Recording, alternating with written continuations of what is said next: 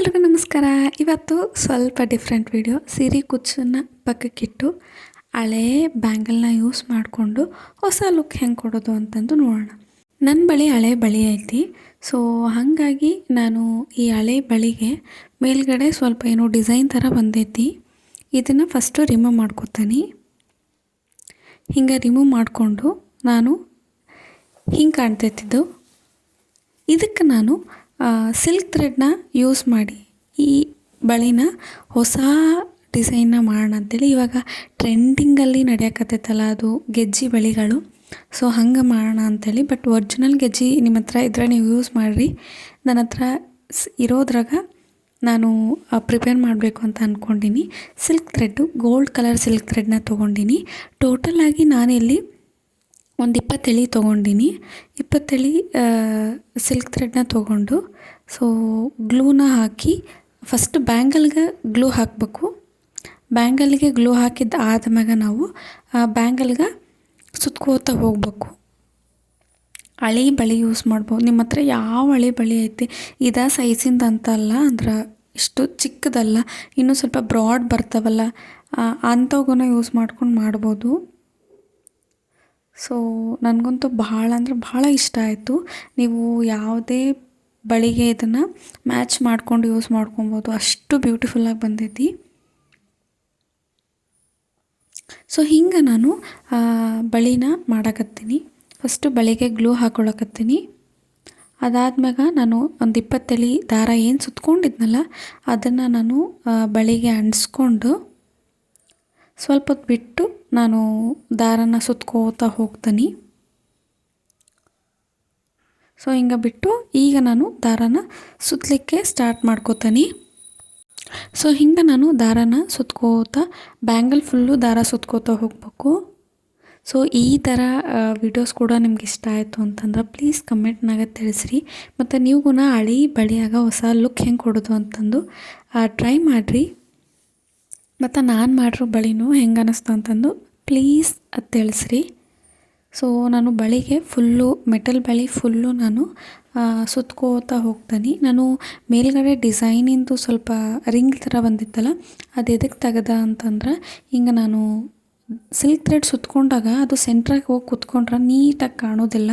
So ಹಾಗಾಗಿ ನಾನು remove ಮಾಡೀನಿ. ನಿಮ್ಮ ಬಳಿ ಪ್ಲೈನ್ ಬಳೆಗಳು ಇದ್ರೆ ಅದಕ್ಕೆ ನೀವು ಡೈರೆಕ್ಟಾಗಿ ಮಾಡ್ಕೋತಾ ಹೋಗ್ಬೋದು. ಸೊ ಈ ಥರ ಬಳಿಗಳನ್ನ ಮಾಡಲಿಕ್ಕೆ ನಾನು ಜಾಸ್ತಿ ಈ ಥರ ಮೆಟಲ್ ಬಳಿಗಳನ್ನ ಪ್ರಿಫರ್ ಮಾಡ್ಕೋತೀನಿ. ಗಾಜಿನ ಬಳಿಗಳು ಈಗ ನಾನು ಸಿಲ್ಕ್ ಥ್ರೆಡ್ ಸುತ್ತಿದ್ದಾದ್ಮ್ಯಾಗ ಸಡನ್ನಾಗಿ ಒಡೆದೋಯ್ತಪ್ಪ ಅಂತಂದ್ರೆ ನಾನು ಹಾಕಿದಿಷ್ಟು ಎಫರ್ಟು ವೇಸ್ಟ್ ಆಗ್ತೈತಿ ಅನಿಸ್ತೈತಿ. ಸೊ ಮೆಟಲ್ ಬಳಿಗಳು ಹಾಗೇನು ಆಗೋದಿಲ್ಲ. ಸೊ ಹಾಗಾಗಿ ನಾನು ಮೆಟಲ್ ಬಳಿನ ಯೂಸ್ ಮಾಡಕತ್ತೀನಿ. ಮತ್ತು ಹಳೆ ಬಳಿಗಳು ಗಾಜಿನ ಇತ್ತಂದ್ರೆ ಅದನ್ನು ಕೂಡ ಯೂಸ್ ಹೆಂಗೆ ಮಾಡಬೇಕು ಅಂತಂದು ಅದ್ರೂ ನಾನು ವಿಡಿಯೋ ನೆಕ್ಸ್ಟ್ ಬರೋ ವಿಡಿಯೋದಾಗ ಅಪ್ಲೋಡ್ ಮಾಡ್ತೀನಿ.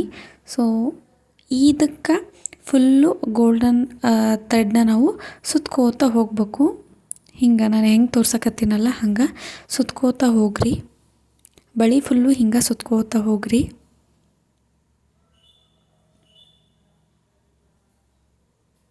ಸೊ ಫೈನಲಾಗಿ ಬಳಿ ಫುಲ್ಲು ಸುತ್ಕೊಂಡಿದ್ದು ಆದ್ಮ್ಯಾಗ ಹಿಂಗೆ ಕಾಣಕತ್ತೈತಿ. ಇದಕ್ಕೆ ನಾನೀಗ ಈಗ ಗೆಜ್ಜೆ ಒರಿಜಿನಲ್ ಗೆಜ್ಜೆ ಸೌಂಡ್ ಬರೋವು ನಿಮ್ಮ ಬಳಿ ಇತ್ತಂದ್ರೆ ನೀವು ಯೂಸ್ ಮಾಡಿಕೊಡ್ರಿ. ಇಲ್ಲ ತೊಗೊಂಡು ಬಂದು ಅವನ್ನ ಹಾಕಂಗಿದ್ರೆ ಹಾಕಿರಿ. ನಾನು ನನ್ನ ಹತ್ರ ಇರುವಂತಹದ್ದನ್ನು ನಾನು ಯೂಸ್ ಮಾಡಕತ್ತೀನಿ. ಇದು ಸೀರೆ ಕುಚ್ಚು ಹಾಕಬೇಕಾದ್ರೂ ಯೂಸ್ ಮಾಡ್ಕೊಳ್ಳೋವಂಥ ಬೀಡ್ಸ್ ಇವು, ಹ್ಯಾಂಗಿಂಗ್ ಬೀಡ್ಸ್. ಸೊ ಅವನ್ನು ಯೂಸ್ ಮಾಡಿ ನಾನು ಯಾಕೆ ಟ್ರೈ ಮಾಡಬಾರ್ದು ಅಂತಂದು ಟ್ರೈ ಮಾಡಕತ್ತೀನಿ. ಫೈನಲ್ ಔಟ್ಪುಟ್ ಭಾಳ ಚಲೋ ಬಂದೈತಿ. ನೀವು ಟ್ರೈ ಮಾಡಿರಿ. ಸೊ ಮಾಮೂಲಿ ಕಾಟನ್ ಥ್ರೆಡ್ನ ತೊಗೊಂಡಿನಿ. ಬಟ್ಟೆ ಹೊಲಿಯೋ ದಾರ ಸೂಜಿ ತೊಗೊಂಡು ಈಗ ಫಸ್ಟು ದಾರಕ್ಕೆ ಗಂಟು ಹಾಕ್ಕೊಂಡು ಇಟ್ಕೊಬೇಕು. ಹಿಂಗೆ ಗಂಟು ಹಾಕಿಟ್ಕೊಂಡು ನಾವು ಹಿಂಗೆ ದಾರದೊಳಗೆ ಗಂಟು ಹಾಕಿರ್ತೀವಲ್ಲ ಅದ್ರ ಮಧ್ಯದಾಗ ನಾವು ನೀಡಲ್ನ ತಂದ್ವಪ್ಪ ಅಂತಂದ್ರೆ ಅಲ್ಲಿಗೆ ಒಂದು ನಾಟ್ ಆಗ್ತೈತಿ.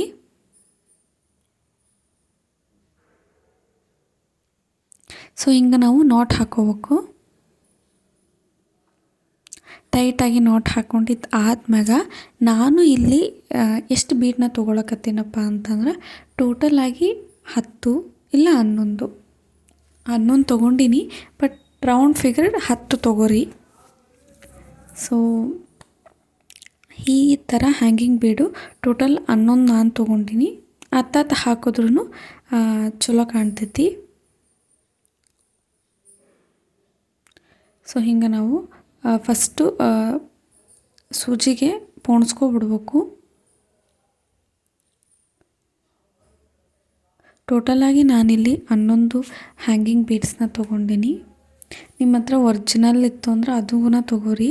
ಅದರಲ್ಲಿ ಇನ್ನೂ ಸ್ವಲ್ಪ ಜಾಸ್ತಿ ಸೌಂಡೆಲ್ಲ ಬರ್ತೈತಿ. ಇದ್ರಾಗೇನು ಸೌಂಡ್ ಗಿಂಡ್ ಏನು ಬರೋದಿಲ್ಲ. ಬಟ್ ಆ ಲುಕ್ ಎಷ್ಟು ಕೊಡ್ತಿತ್ತೋ ಅಷ್ಟು ಇದು ಲುಕ್ ಕೊಡ್ತೈತಿ.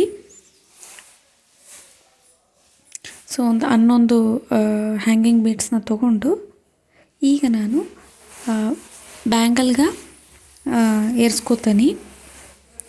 ಸೊ ನೋಡಿ ಹಿಂಗೆ ಕಾಣ್ತೈತಿ. ಸೊ ಈಗ ನಾವು ಬ್ಯಾಂಗಲ್ಗೆ ಜಾಯಿನ್ ಮಾಡಿ ನಾವು ಸ್ಟಿಚ್ ಮಾಡ್ಕೋತಾ ಹೋಗೋಣ. ಸೊ ಇದನ್ನು ನಾನು ಹಿಂಗೆ ಸ್ಟ್ರೈಟಾಗಿ ಇಟ್ಟು ಬ್ಯಾಂಗಲ್ ಮ್ಯಾಗ ಅದು ಕರೆಕ್ಟಾಗಿ ಎಲ್ಲಿಗೆ ಬರ್ತೈತೋ ಅಲ್ಲಿಗೆ ನೋಡಿ ಒಂದು ಸತಿ ಬ್ಯಾಂಗಲ್ಗೆ ದಾರನ ಸುತ್ಕೋತೀನಿ. ಹಿಂಗೆ ಒಂದು ಸತಿ ಬ್ಯಾಂಗಲ್ಗೆ ದಾರಾನ ಸೂಜಿ ಹಾಕಿರೋ ದಾರಾನ ಸುತ್ಕೊಂಡು ಅದಾದ್ಮ್ಯಾಗ ನಾನು ಬೀಡ್ ಮಧ್ಯದಾಗ ದಾರಾನ ಸುತ್ಕೋತಾ ಹೋಗ್ತೀನಿ. ಸೊ ಒಂದು ಸತಿ ಹಿಂಗೆ ಸುತ್ಕೊಂಡು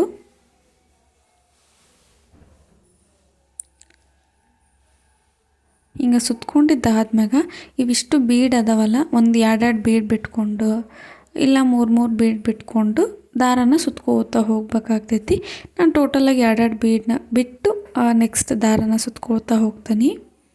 ಹಿಂಗೆ ಯಾಕಂದ್ರೆ ತುಂಬ ಗ್ರಿಪ್ಪಾಗಿ ಕೂರಲಿ, ಬೇಗ ಪಿಚ್ ಹೋಗಲಾರ್ದೆ ಇರಲಿ ಅಂಥೇಳಿ ಈಸಿಯಾಗಿ.